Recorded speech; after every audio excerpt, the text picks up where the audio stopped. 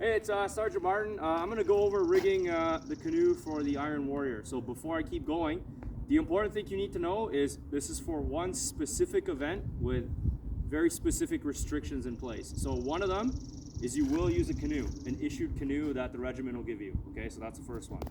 The second one is you're by yourself.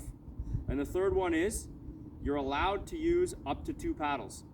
So you can either use a single paddle if you know how to properly paddle, which I do not. So I choose to use 2 paddles. Derek, if you could zoom in a little bit. I tape them together, okay? So you'll get a better look at this further on in the video. So as you can see, just reference this.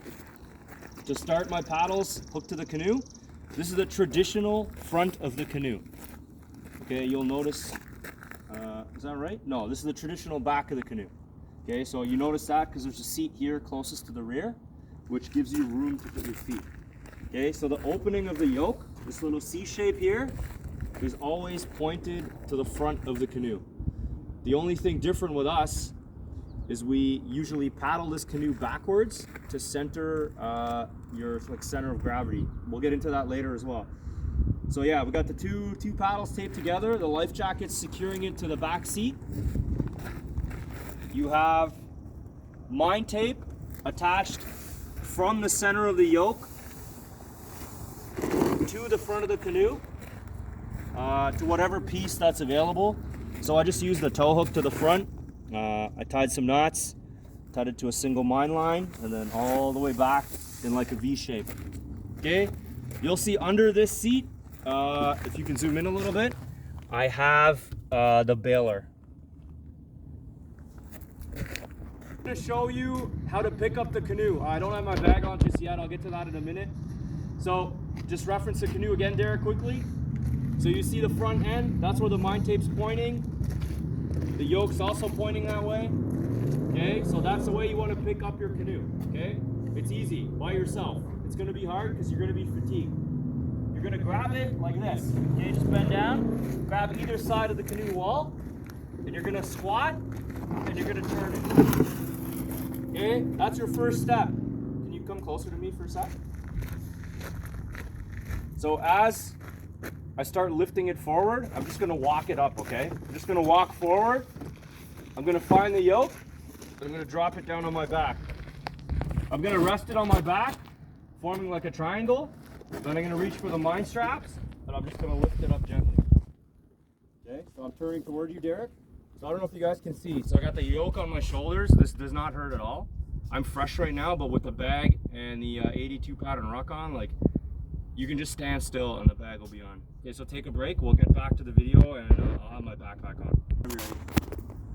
Okay, so before I pick up the canoe, I wanted to show you the way my ruck's set up to A, run, B, portage, and C, paddle. Okay, so I have my backpack, I have my chest strap not too high on my chest and not too low. It's just like kind of in the center, right where the sternum meets, and it's not snug because you want to be able to exhale and inhale and bend and move as you pick up the canoe.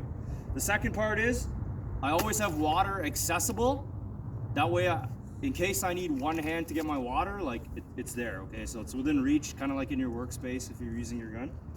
It's always there, kind of where your pocket is, okay?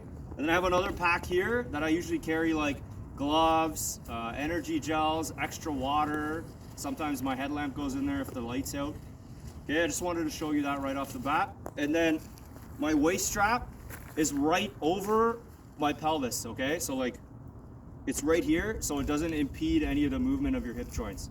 Because you're gonna be going like this, you might turn, okay? So just keep that into consideration. Okay, so the next part of this, you'll see me pick up the canoe, I'll talk you through it and I'll walk it forward, and I'll hold it, and I'll record the video again, okay? Okay, so I'm up here to my canoe again. This is how you'll find it on the race. For here, just show them the racks quick, Derek. You'll pick up your canoe here at the racks in the morning when we train. It's a little different, okay? But on the race, you'll find it here on the floor. Your number will be up on the front or the back, wherever, it doesn't matter. You're gonna be in the black anyway, so it doesn't matter. See your canoe? Know that it's your canoe by the way it's laid out. You're gonna pick it up. So just like I showed you without the backpack, you're gonna bend over, you're gonna grab the back, you're gonna flip it over, and you're just gonna walk it up. Okay, just like I told you before, you're gonna bring the yoke down. Okay, and then just walk in there, make sure they can see. So I don't know if you guys can see, stay still, I'll pivot toward you. So the yoke is sitting on the frame and the strap of my ruck. So there's absolutely no pressure on my shoulders at all. Okay, and then check out the chest again. So you wanna make sure, again, your chest is nice and loose so you can breathe. You can have it tighter if you want, but that's your preference. Again, one hand where you can reach your water at all times. Okay, make sure your hand can reach your bag of goodies if you have one. And then just take a step back for a second. So ideally you want to pretty much walk and portage like at a straight angle where the canoe is straight. So you want to obviously have it up a little bit so you can see. I'm kind of exaggerating. So normally when I'm going, it's pretty much straight and all I see is roughly about the front of my canoe. Okay, and that's where you want to have a nice tight mind tape. So when the wind gets you, you're not like shifting left and shifting right. Okay, you want it nice and tight and firm. So right now I'm like putting zero effort into holding this. I'm just kind of holding it so it doesn't flip over. And if you come in closer, Derek, so you'll note I'm actually holding this the proper way forward. If you want, you can hold the seat if you can reach it. This is something you need to research before you start rigging your canoe to make sure you can actually reach the seat if you plan on using it that way while your yoke is on your bag. Okay, so it's going to take a few trial and error runs, but do this now so you can remember the sequence and the process of you picking the right canoe for you, your height, your weight, your arm length. So on race day, it's not so hard. So take a break there, and then the next one will be me putting the canoe down and getting into the water. It'll be simulated. Okay, so I'm walking toward my target. I see the beach. I'm like, okay, I gotta put my canoe down. First thing I'm gonna do, there's two options. So you can immediately turn around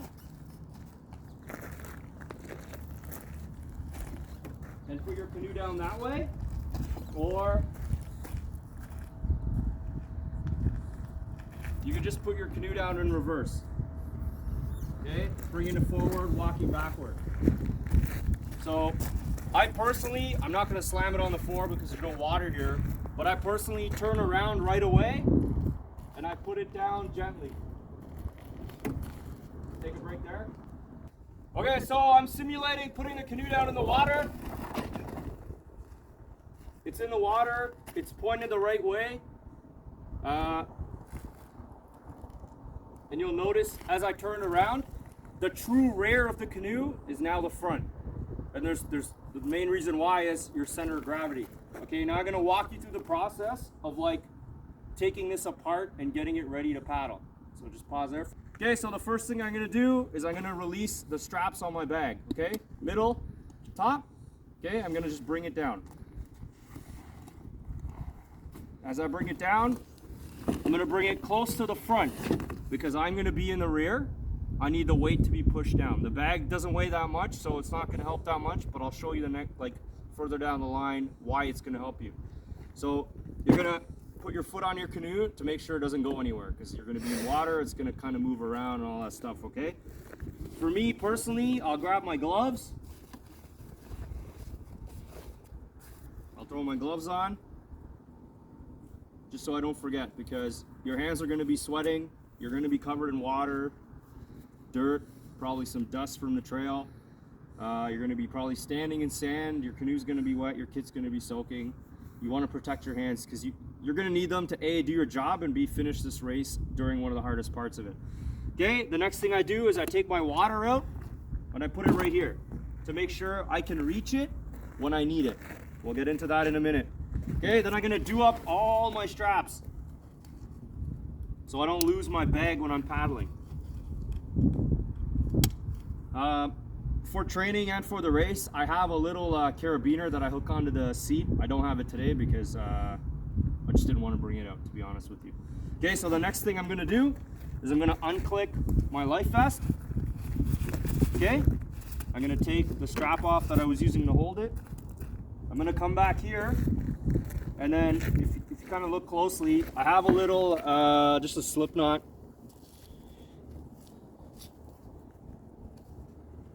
So on race day, this is just a piece of tape. So all I do is I reach in and I reef it up and break it. But for now, because we have to use this repeatedly, I'm just a little more careful.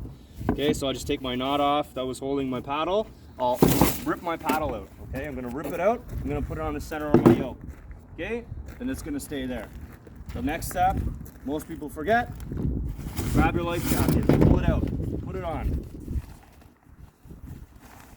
I'm not a strong swimmer, but this thing has saved me a lot of times. Okay, I only do the top strap up because I like the range of motion, okay, and I'll show you why. Okay, the next thing is, the way I paddle, I kneel. I kneel in the center, okay, just because it keeps the weight down and I have more control and more reach over where I go. You can choose to sit, it's up to you, I don't care, it's your race. The less prepared you are and the less work you put in, the better it is for me because I want to beat you.